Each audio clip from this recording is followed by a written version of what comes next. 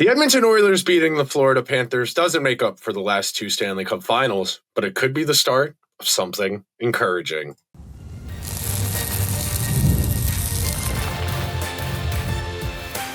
You are Locked On Oilers, your daily podcast on the Edmonton Oilers, part of the Locked On Podcast Network, your team every day. Hello and welcome to this Victory Monday edition of Locked On Oilers. I am your host, Nick Zararis. This is my 10th season doing digital hockey content, my third as a host here on the Locked On Podcast Network. Locked On Oilers, part of the Locked On Podcast Network, now the #1 sports podcast network. Today's episode is brought to you by our friends over at FanDuel. Download the FanDuel app now by visiting FanDuel.com and win up to $300 in bonus bets if your first $5 bet wins. So, on today's show, we are going to break down the win against the Florida Panthers from a few different perspectives. To start out, we are going to talk about why winning this game matters so much for the vibe, for the ideology, for the philosophy, for a team that is sorely struggling to find what it's going to be this year. In our second segment, we will talk about the Oilers finally finding a way to get that crucial put-away goal to win a game when they have a lead. We'll talk a little bit in depth about how the game developed. And then in our final segment, we'll tie a bow on the road trip 3-1 after 7 on what has felt like the longest 2.5-3 weeks of my hockey life, and why coming away 3-1 after 7 and pretty encouraging. So to start out, I'm tired of the Florida Panthers, man. I am, as a hockey fan, as tired as humanly possible. The shtick is exhausting. Do I find Paul Maurice mildly amusing? Sure. Matthew Tkachuk, Barkov, Reinhart, really good hockey players. I'm tired of Sam Bennett. I'm tired of Aaron Ekblad. I'm tired of guys like AJ Greer. And winning against the Panthers, and there will be people who, well, Florida's missing a bunch of guys and the Oilers. No, the Florida Panthers lost. The Oilers are missing guys too.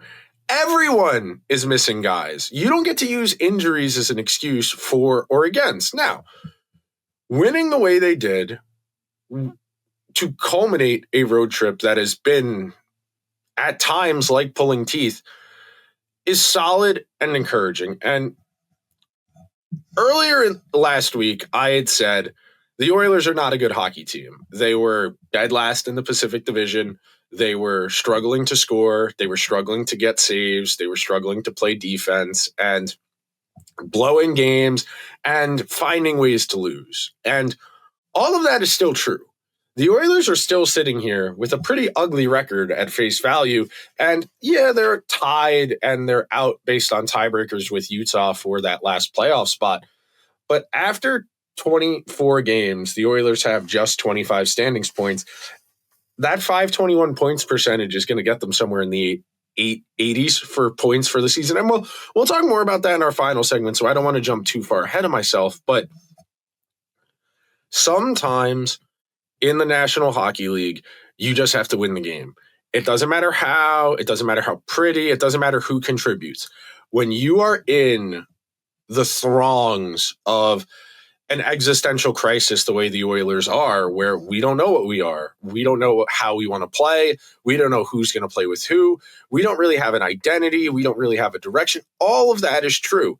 And once you start to identify your contributors, your key players, that's where you can start to make some progress. And we know the Oilers are heavily tilted their roster towards a handful of guys. They expect a lot from 3 to 4 guys who make up most of the team's salary. And because of that, the supporting cast is generally limited players. These are guys who need strong environments around them to produce solid success. And beating the Panthers, and convincingly, mind you, at least on this final score. When we talk about the underlying numbers in the second segment, you can tell the Oilers got out to the lead. Florida made a vicious counter, and then the Oilers were able to record some empty netters to put this one away, but they found a way. And the Florida Panthers are as close to a boogeyman as you're going to get for the Oilers. They are big. They are fast. They are a physical team. And the Oilers are pretty slow. The Oilers are not great in the corners. The Oilers really struggled to break the puck out. And this year, at least, when we have seen the Oilers struggle for prolonged stretches within games or even over the span of multiple games, it has largely been a product of their defenders getting stuck in their own end for extended periods of time and the game developing disfavorably. And so much of hockey is understanding when it's time to make your push, when it's time to retreat, and the ebbs and flows of the game require that it's going to come in both manners. You are not going to have a wire-to-wire win where you outright sump the other team without a little bit of a pushback. And the underlying numbers will always tell the story. You get a team out to a multiple goal lead, the team that's trying to come back is going to have, more likely than not, a majority of the possession. They're going to get the puck a lot more. Being that a team has a multiple goal lead, they're going to start to play it a little bit safer. They are going to start dumping the puck in. They are going to not be as pressed to create offense. And instead, they're going to try and manufacture game control. They're going to get pucks in deep, and they're going to try and cycle, and they're going to try and forecheck, and they're going to try and bleed the clock. The problem is, the team that is desperate, that is trailing by the multiple goals, is going to make an aggressive counter, and they're going to start taking some chances. And that's where the Oilers, when they have worked at their best over the last handful of seasons, have really shined. When they get out to a lead, it's very reminiscent of a football defense with a strong pass rush. When you get the other team's quarterback in a situation where they always are dropping back, where they have to throw basically 3 out of every 4 out of every 6 plays because they're trailing by multiple points, it allows your pass rushers to tee off, to really worry about getting after the quarterback because they don't have to worry about the threat of running the ball. And that's kind of what happens when the Oilers are at their best. They get really active in transition. They're able to counterattack with anybody in the NHL. And some of that was a product of the foot speed they had over the last couple of years. When you talk about a Ryan McLeod and a Warren Fogle, you talk about some of that foot speed, a Dylan Holloway, a Connor Brown. When you lose that much raw foot speed, you don't have as many ploys in the counter game. And counterattacking hockey is dangerous, of course. You are taking chances, you are springing players, and your hope is that you get the puck where you need it to. And when it comes to the Panthers, we have seen them do a great job over the last 3 years finding ways to make other teams uncomfortable. And you saw them trying to engage the Oilers. You saw AJ Greer going up and down, trying to find anybody to instigate with, anybody who would fight. And that's an example of understanding the ebbs and flows of the game. There's no problem with fighting when your team is up, but on occasion, that can spark the team that is trailing. That can motivate the guys. And we talk about that a lot over the last few weeks where the Oilers have felt listless at times. And Trent Frederick fighting Matthew Olivier when they played the Blue Jackets a few weeks ago, that feeling of Freddie's going out there and getting his face broken, I can't be phoning it in. I have to make something happen. And that's why teams with big leads or leads in general don't want to fight. They don't want to stop the game. They don't want to give the other team an opportunity to regroup, to collect themselves. And it wasn't beautiful. The Oilers definitely were holding on for dear life down the stretch of this game, but they won the game. And that's a start. Right now for the Oilers, it is imperative. Start racking up points, start identifying what works consistently, and you go from there. This team is definitely short a player or two it's going to need of what it ultimately hopes to do. They definitely need Ryan Nugent-Hopkins back healthy, but just at the moment, to get out of this long road trip 3-1, that's good enough. That'll work. I am still anxious. I am still worried. I still have a lot of thoughts. But for right now, at least, this hockey team showed you something on Saturday night. Of course, I'm going to try and tell you what that means, but it's going to be an educated guess. And we are going to take our first break on today's edition of Locked On Oilers. And we're going to talk about why that game was so unique from a score impacts perspective, why the Oilers were able to put it away, and a whole lot more right after this. Hockey season is officially here, and nothing beats being in the arena for these opening games. But let's get real. Getting tickets can be a total pain in the butt. Between waiting in queues, surprise fees, and prices that jump right before checkout, it's so easy to get frustrated when all you want to do is cheer on your favorite team. That's where Game Time comes in, the app that gives fans the advantage. It's your ultimate hack for scoring amazing NHL tickets fast, easy, and stress-free. I am going to Rangers Blues on Monday night. I'm going to Blues Devils on Wednesday night. And of course, we got our tickets, my friends and I, via the Game Time app. My favorite part of the Game Time ticket experience is that panoramic seat view feature. Whenever you're looking through ticket listings for a game, they will show you a picture from your seat, so you know exactly what you're walking into on game day. And with Game Time, some NHL markets have tickets for less than $25. Take the guesswork out of buying NHL tickets with Game Time. Download the Game Time app, create an account, and use code LOCKEDONNHL for $20 off your first purchase. Terms apply. That's code LOCKEDONNHL for $20 off. Swipe, tap, ticket, go. Thank you so much for making Locked On Oilers your first listen of the day. Locked On Oilers, a part of the Locked On Podcast Network, where we've got your team covered every day. And now, the #1 sports podcast network. Okay, my friends, at least one thing I was happy with, the Oilers got passable goaltending. Jack Roslovic continues to look like the bargain free agent signing of the offseason.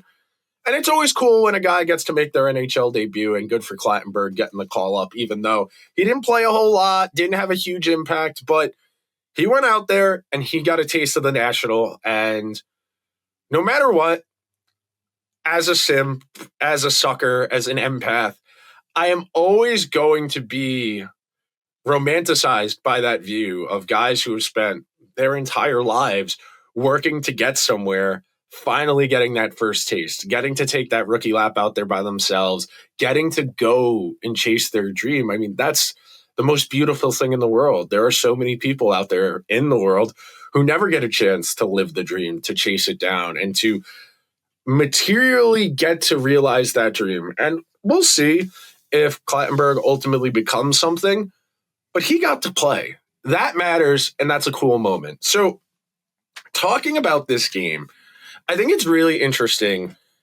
in comparison to the loss against Tampa Bay, because against Tampa Bay, the Oilers scored very early on in the game, and then they couldn't score again for the rest of the game in a game that went to overtime. They scored less than 2 minutes in and then went 60-plus minutes without scoring.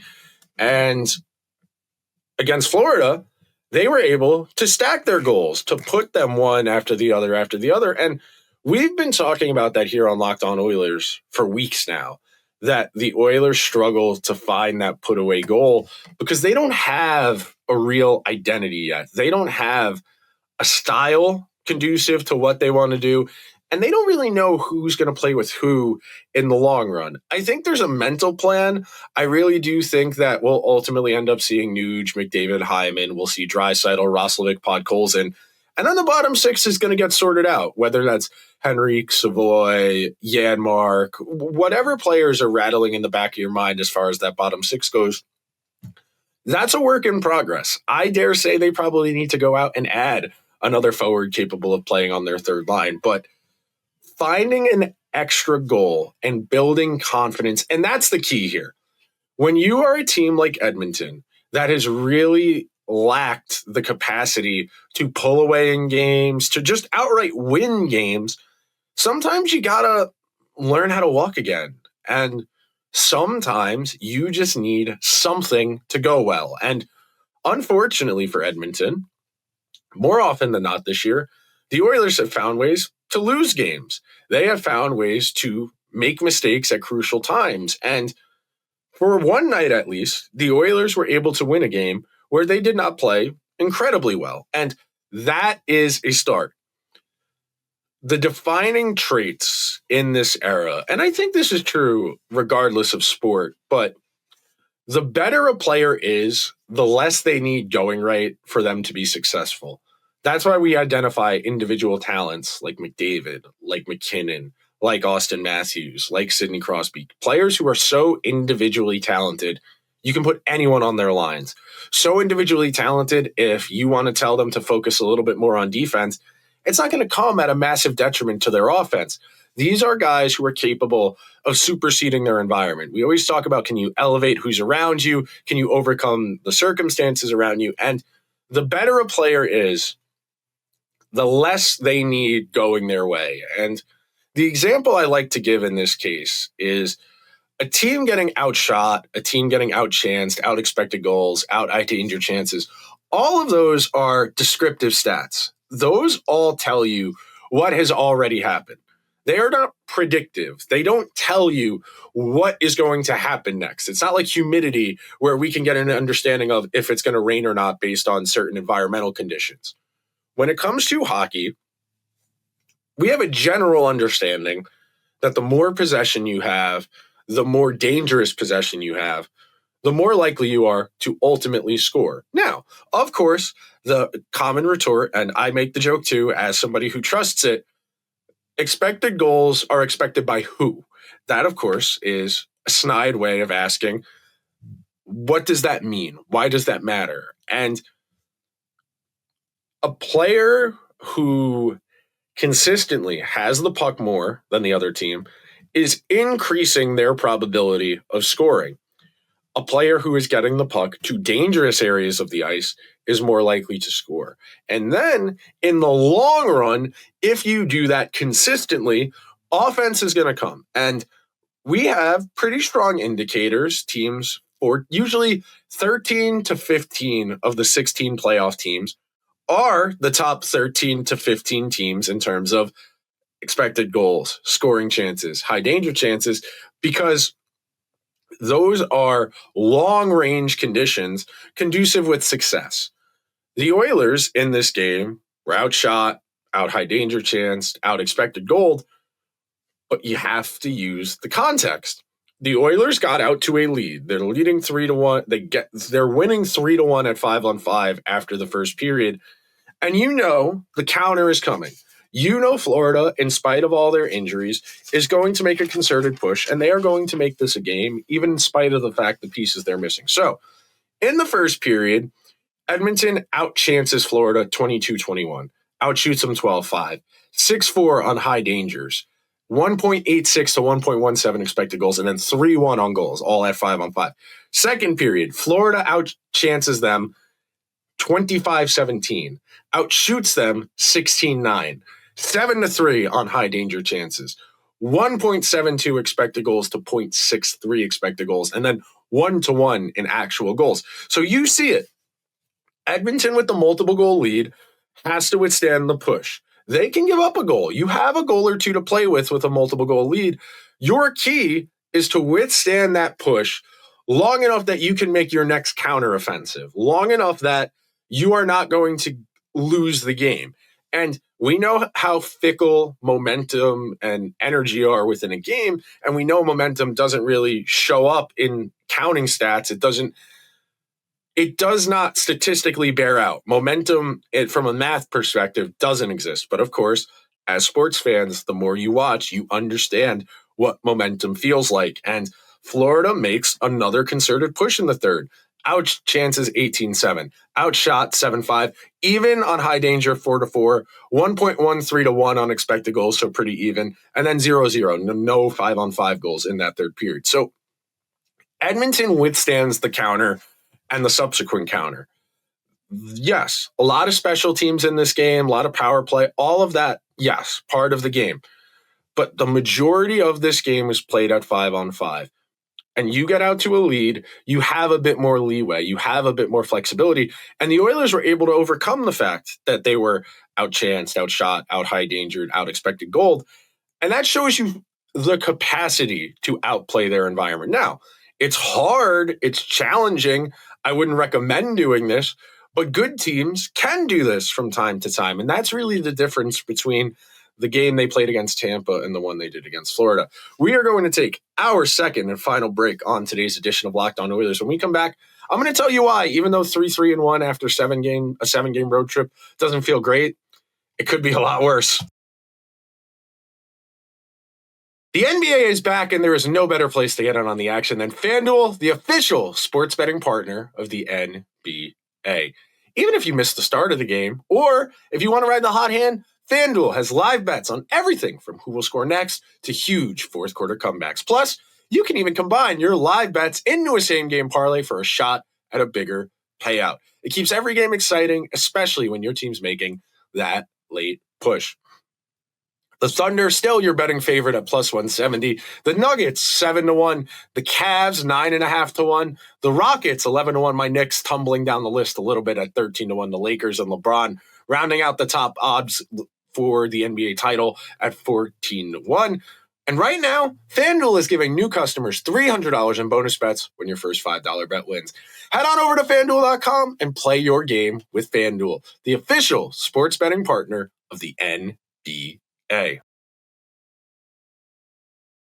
Thank you so much to everyone that is hanging out on this Victory Monday edition of Locked On Oilers. And my friends, thank God that's over. Road trips, prolonged road trips, are annoying environmental factors that you have to account for, you can't complain about, and you just have to suck up. These prolonged road trips are grueling for a variety of reasons. Logistically, you are bouncing from hotel to hotel to hotel to hotel. You are not getting as good of rest as you would at home. You don't have access to your normal routines and habits. And of course, these are professional athletes. Their routines are very regimented and planned out, and team itineraries make these travel situations easier to manage. But you're never going to sleep as well as you do at home in a hotel bed. That's just the way the human body works. We are creatures of habit. We like stable and consistent environments. Players, especially veterans, have their own tips and tricks for figuring out what exactly they need to make their long road trips more accommodating and more bearable so it doesn't begin to weigh on them. But anytime you're away for that long, you are counting down the minutes till you can get back to your house, counting down the minutes till you get back in your own bed, to see your family, to see your friends, to have a night with a little bit of freedom. And of course, you have off days, guys go out, team bonding is important. I think it's an art and it's something that's changing. There was an article last year in The Athletic about this, that team bonding really got messed up by the COVID window, where teams couldn't go out to eat. They all had to stay in their separate hotel rooms. They always had to get room service. And bonding is important.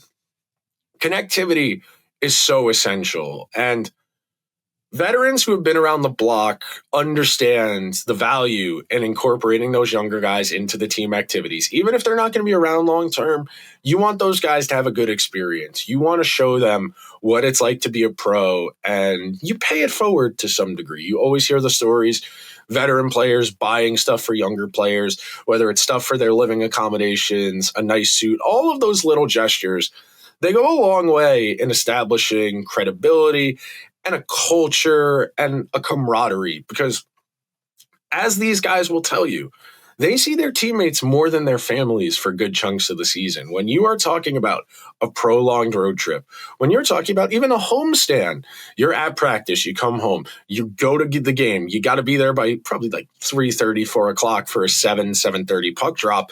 And at that point, you're going to get home maybe 11:30, 12 o'clock. By the time you shower, do media, travel, all of those variables you add up, it becomes a lot. And 3-3-1 isn't exciting. It's not resounding, but the Oilers are alive. One thing working in their favor is that right now, other than the Avalanche, no one looks like a particularly good hockey team. Right now, the standings are extremely congested. The Oilers went from 12th to tied for 8th in the Western Conference with one singular win. So going to the math here, as far as the rest of the season, through 24 games, the Oilers have 25 standings points. And yes, we're looking at the handy-dandy Locked On Oilers notepad here. Through 24 games, the Oilers have 25 standings points. So over the course of an 82-game season, if they were to continue to play at the present pace, they would finish with 85 standings points. That will not be enough to make the playoffs. I can definitively tell you, if a team makes the playoffs with 85 points, something dramatic has happened in the league. Maybe everybody is terrible and 85 points is enough, but realistically, we should be trying to get to 95. 95 standings points is probably going to be enough to feel comfortable. To get to 95, the Oilers are going to have to play really good hockey the rest of the way. And that hasn't been in the cards in a variety of statistics that would indicate a positive regression on the way. Those have not manifested yet. The special teams have been decent, but beyond that, the underlying numbers are not very kind. The Oilers play a very slow style, low event game that does not give them a lot of opportunities to win games, frankly. And just for some context, the Oilers have 58 regular season games remaining, so they have as many as 116 standings points available to them. If the Oilers were to play .580 winning percentage hockey rest of the way, that would get them to 92 standings points. That might be enough. I would not feel great about it. If they play .590, that gets them to 93. So realistically, if you want to push for 95, 96 standings points and feel like you have almost a lock chance of being in the postseason, you are going to need to play north of 600 points percentage hockey. 600 is hard. The best teams in the league don't hit that threshold most of the time for a full season. So, for example, I'm going to pull up the NHL standings here while we're having this conversation to give you a little bit of flavor. So, through 22 games, Detroit, Tampa, Ottawa, Carolina, the Devils, all over 600. The Flyers are over 600 points percentage. That's it for the East. Out in the West, Colorado's at 830, which is crazy. Dallas is at 680. Anaheim 660, Vegas 640, Seattle 640. All of that to say, it is early in the calendar year. For context, if we go to last year, the Leafs 659, the Lightning 622, the Panthers only 598, but 598 is only going to get you to 93 standings points. That's probably not going to be enough to feel good about it. Now, you might be able to get in with that few points, but you want to set a bar, a pace that gives you a good chance. You don't want to enter the month of April and need to get 15 out of 15 points in 5 games. That's just not a tenable path. You're not going to be able to realistically set that as an expectation. That's why, as much as we complain about the loser points and dragging games to overtime, those points matter. Those points matter a lot. And to get to a 600 points percentage the rest of the way, the Oilers are going to need loser points and they're going to need a lot of wins because right now they are on pace to probably miss the playoffs. It is very early, but they are on pace. And then real quick, American Thanksgiving is 3 days away and it's about 80% of the teams in playoff spots make the postseason. So in the West, Colorado, almost a lock already, would play Utah. Anaheim would play the Kings. Dallas would play Minnesota. Vegas would play Seattle. Of those 8 teams, I would express skepticism in Seattle, Utah, Minnesota. I think Minnesota should make the playoffs. I think Utah can make the playoffs. Anaheim has gotten off to a really good start and would have to be awful to miss the playoffs, but that's not out of the question. So there are likely 3, but there could be as many as 4 playoff spots available. 6 out of 8 would be 80%. If it were only 4 out of 8 that are in playoff spots on Thursday that ultimately make the playoffs, that would be jarring. That would be a statistical outlier. The Oilers need it to be a statistical outlier. That'll do it for today's edition of Locked On Oilers. Thank you so much to everyone that made Locked On Oilers their first listen of the day. Locked On Oilers is a part of the Locked On Podcast Network where we've got your team covered every single day. Thank you to my everydayers. Thank you to everyone who's making this their first listen. If you could be so kind, please subscribe to the show wherever you get your podcasts or over on YouTube. If you could leave the show a 5-star review on Apple or Spotify, that would be greatly appreciated. I will talk to you guys tomorrow. Until then, let's go Oilers.